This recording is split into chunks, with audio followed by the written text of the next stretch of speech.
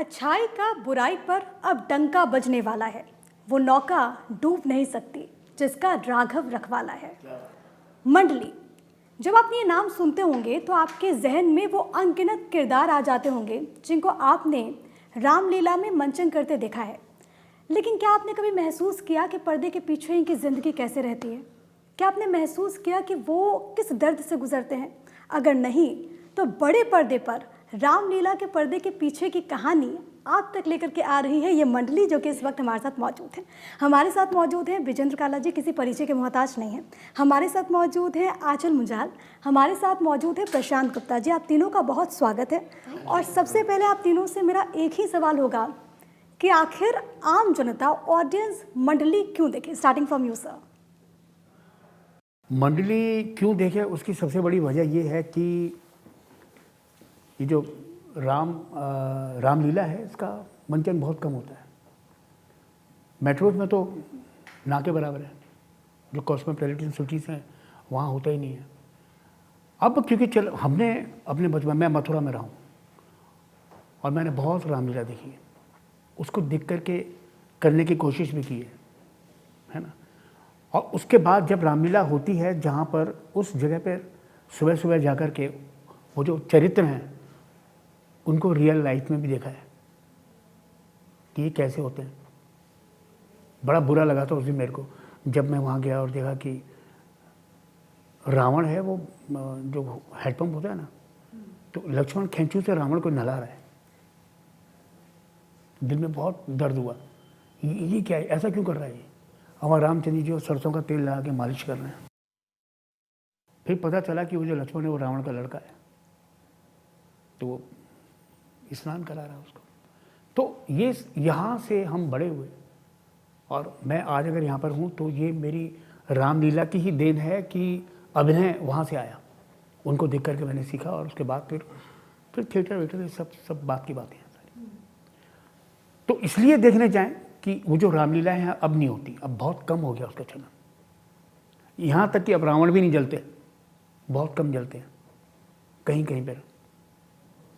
मैं इनसे कह रहा था कि मतलब हम तो बहुत लकी हैं कि हमने अपने ज़माने में, अपने वक्त में वो सारी चीज़ें देखी हैं जिनमें कोई नाकाबंदी नहीं थी। न तो रावण जलाने में खूब पटाखे छोड़ो, न दिवाली मनाने में। अब हर चीज़ में कहीं ना कहीं कटौती नहीं, पूरी तरह से बंद तरह का हो गया है।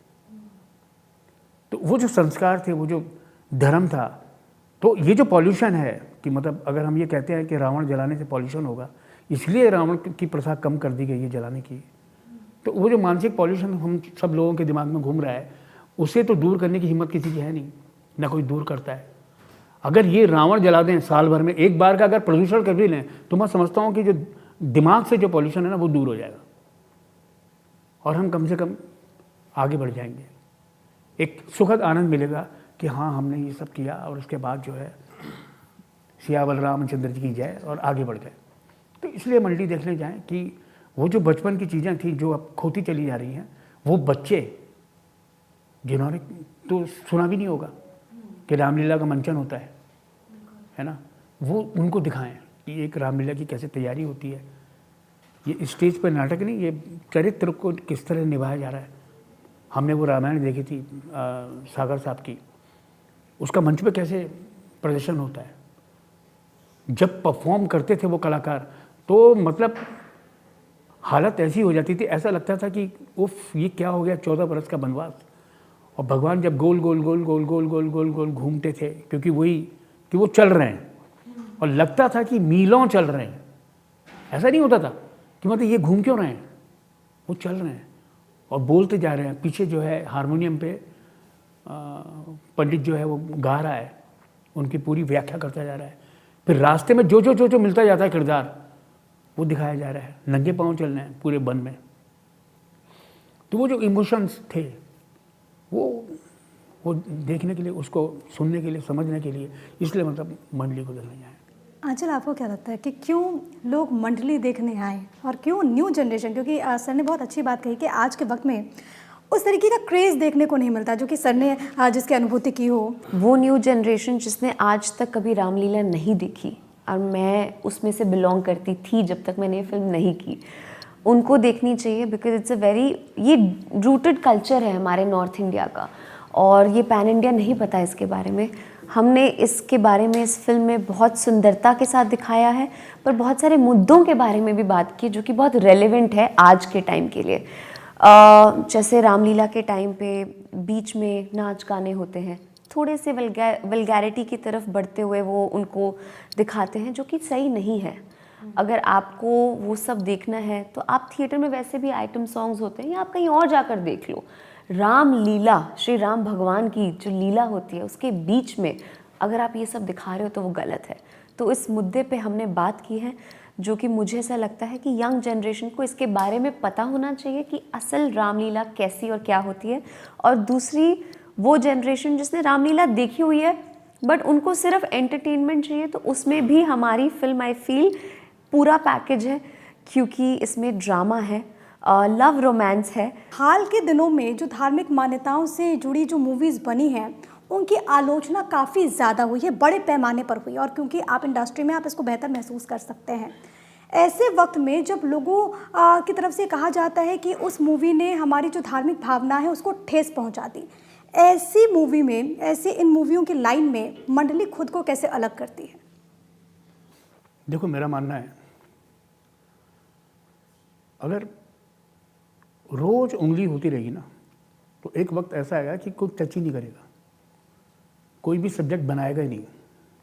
अगर हर बात पे अगर आहत होना शुरू हो जाएंगे, जो कायदे की बात है उस पर अगर आहत होते हैं वो तो समझ में आता है, लेकिन बेबात की बात पे आहत हो जाना वो बहुत ही बेकार की बात है यार। फिर मैं तो मानता हूँ, मैं तो चाहता हूँ कि मतलब एंटरटेन करने के लिए बहुत सारी चीज़ें हैं, आप उन पे फिल्में बनाइए जिनमें किसी का डर नहीं है, कोई उनके बारे में बनाइए जो लोग आहत करते हैं, जो लोग उंगली करते हैं उनके बारे में बनाइए, खूब बनाइए। वो उनकी हिम्मत भी नहीं होगी कुछ करने की, लेकिन वो दुर्भाग्यपूर्ण होता है कभी कभी कि कुछ चीज़ें ऐसी बन जाएं जो वाकई आहत करती हैं। अभी हाल फिलहाल में एक फिल्म आई थी, उसने बहुत आहत किया था, उसकी राइटिंग से लेकर के और उसके प्रदर्शन से लेकर के सब कुछ। उसका ढर्रा ही बिल्कुल एकदम टूटा हुआ था, ढांचा पूरी तरह से। उनके लेखक ने तो यहाँ तक दावा कर दिया था कि वो एक अलग तरह से रामायण दिखाने की कोशिश कर रहे हैं। एक वाल्मीकि ने लिखी, एक तुलसीदास ने लिखी, एक वो खुद लिख रहे हैं, समझे? तो इस तरह का आहत करना तो समझ में आता है कि इनका क्या इलाज किया जाए, इसके बारे में सोचा जाए।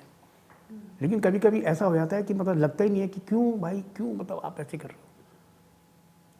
अभी अगर कोई भी किरदार है रामलीला का है, वो अपने रूप में रामलीला करके और बाहर निकल आया और बाहर जाकर के चाय पी रहा है, कुछ खा रहा है, घूम रहा है ना, तो ये तो आम होता है, आम देखा है हमने कि लीला वीला करके आते हैं, चले आते हैं। लेकिन ये अगर सिनेमा में दिखा दिया जाए, अरे देखो हमारे राम जी भटक रहे हैं कहाँ सड़क पे, वो 14 साल वनवास थे, उसके बारे में किसी ने चिंता नहीं की, ऐसे जा रहे हैं वैसे जा रहे हैं, देखो क्या ये शिव जी कहाँ निकल गए।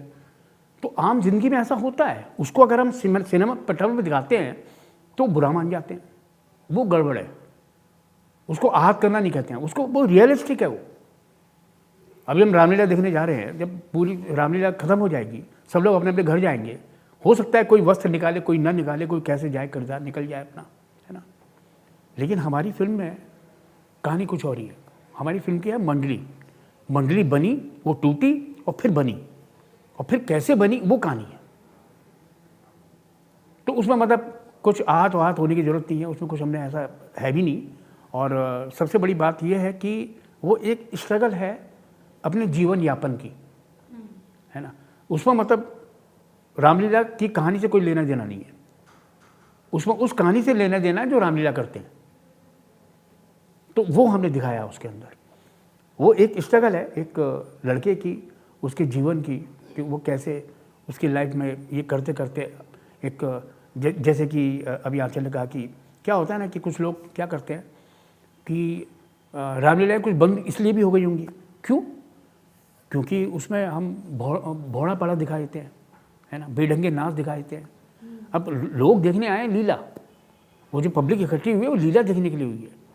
उसमें गिनती के लोग होंगे जो कि मतलब उसमें आइटम नंबर चाहेंगे, कौन चाहेगा भाई?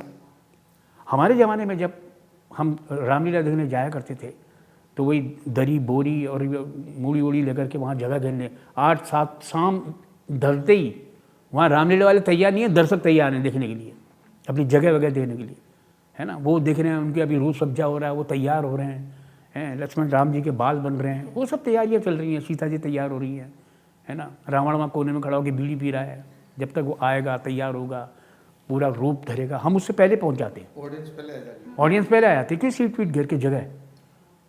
और उसमें जो एंटरटेन था साथ में एक जोकर का कैरेक्टर होता था जो कि सूत्रधार होता था, वो बीच बीच में आता था, क्योंकि देखा जाए तो रामलीला की जो कहानी है वो बड़ी गंभीर है भाई। एक राजा का वनवास में चले जाना अपने भाई और अपनी पत्नी के साथ, वो भी 14 बरस का वनवास, और रास्ते में जो है एक से एक जो भी लोग मिलते हैं सब दुखी आत्मा, कभी केवट मिला, कभी कोई होते फिर उसके बाद सीता जी का हरण हो गया, वो दुखी आत्मा, वो कहानी पूरी की पूरी।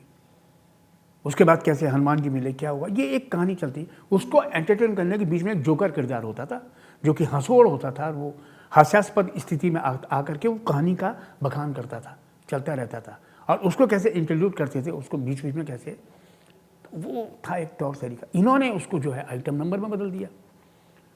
उससे क्या हुआ, एक गाना जब हुआ उसके बाद गाना हो रहा, तो उसके बाद फिर मालूम पड़ा आगे कि कहानी शुरू होगी, तो पता लगा पब्लिक की आवाज़ आ गई, इसको रोको भाई जरा एक और हो जाए, तो कोई मतलब ही नहीं है।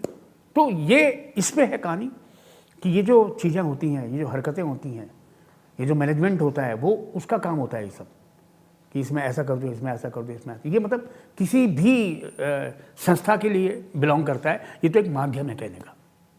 तो ये है मतलब इसके अंदर। बाकी विजेंद्र जी, क्योंकि आपने लंबे वक्त से लोगों को हंसाया है, आपकी जो एक्टिंग देखते हैं लोग एंटरटेन होते हैं, तो क्या हम उम्मीद करें कि मंडली में भी आपका अवतार कुछ ऐसे ही नजर आने वाला है? मैं जोकर ही हूँ समझ मतलब लोग खूब हंसेंगे। हाँ, मतलब मेरी इस कहानी में मेरा जो किरदार है, वो क्या नाम बताया मेरे किरदार का?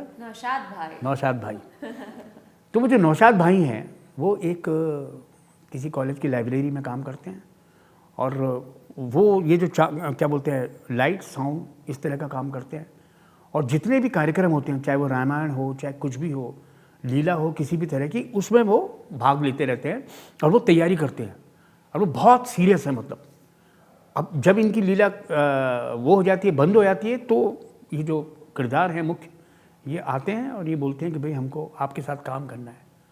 तो फिर जब हम हमारे साथ ये काम करते हैं, हम इनको लक्ष्मण की भूमिका देते हैं करने के लिए, लेकिन उसमें लाइट साउंड का आइटम आ जाता है और ये इन पे होता नहीं है। तो कैसे मतलब उनको डांट वाँट के तैयार करके, तो वो रिहर्सल्स वगैरह करा कर, तो ये एक है। तो मुझे लगता है मज़ा आएगा लोगों को उसमें। एक हंसोड़ किरदार है, अपने आप में एंटरटेनिंग है। मैं मतलब पूरी कोशिश की है मैंने उसको कि लोगों को पसंद आए। अगर मैं मंडली की बात करूं तो कोई बड़ा चेहरा नहीं है। एज एन एक्टर उस वक्त आपके जहन में क्या चल रहा था जब आपने मंडली के लिए यस कहा? क्या होता है कि देखो क्या है कि जितनी भी बड़ी फिल्में हम करते हैं, तो अब उनमें मैं लीड तो कर नहीं रहा, गिने चुने 2, 4, 5 सीन होते हैं, लोग को मज़ा आता है। मुझे बड़ी फिल्में करने का फ़ायदा ये होता है कि आप थोड़ा फेमस हो जाते हैं, आपका थोड़ा नाम हो जाता है, औरों की वजह से लोग आपको भी देख लेते हैं, औरों की वजह से कभी कभी आप बहुत पसंद आ जाते हैं, है ना।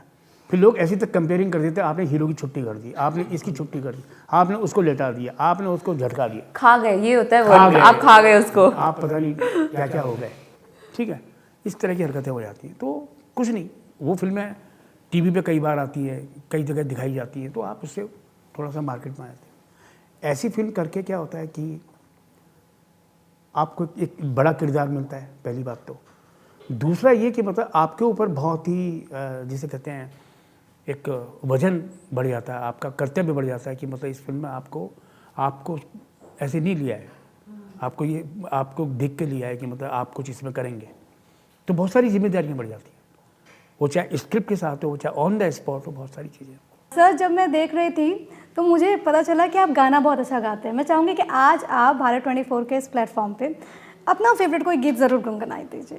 वो शाम कुछ अजीब है, ये शाम भी अजीब थी, वो कल भी आस पास थी ये आज भी करीब है वो शाम, कुछ अजीब थी ये शाम भी अजीब है वो कल भी आस पास थी ये आज भी करीब है वो शाम, कुछ अजीब थी। वाह, दैट वाज ब्रिलियंट। का हिडन टैलेंट हमने देखा और मुझे लगता है जो आप कह रहे हैं ना कि आपकी शादी भी आपके गायकी की वजह से हुआ होगा, शायद हो सकता है क्योंकि आपकी आवाज़ में वो जादू है सर। नहीं वो मतलब जब मैं अपनी वाइफ मुदिता को देखने गया तो तब एक गाना गाया, उसके बाद जब हम मंच में लड़का लड़की बैठते हैं तो तब भी एक गाना गवाया, उसके बाद जब जूता चुराई हुई तो उस पर भी एक गाना गवाया। तो मतलब मैंने कहा ये तो मतलब हम आपके यहाँ कौन मामला सेट हो गया। So sir I wish you all the very best और मैं उम्मीद करती हूँ कि नवरात्रि के मौके पर और दिवाली से पहले आपकी दिवाली बन जाए। जय श्री राम। हम लोग जरूर आपकी मूवी को देखें। जय Shri Ram. Thank you so much. Thank you. जय माता रानी की कृपा। जय माता रानी।